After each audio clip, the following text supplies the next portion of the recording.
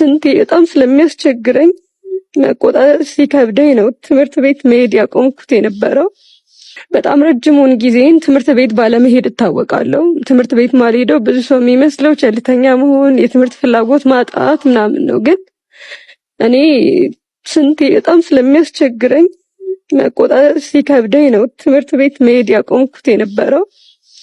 ሽንት አለመቆጣጠር በጣም ከባድ ነው። ሰዎች ፊት አንገት ያስደፋል፣ ጠረንህን ያበላሻል። በቃ ሰቀቀኑን ልነግርህ አልችልም። ባጃጅ ውስጥ በጣም ወደ ጥግ እንደዚህ ብዬ ነው ከሰው ድርቄ የመጣሁት።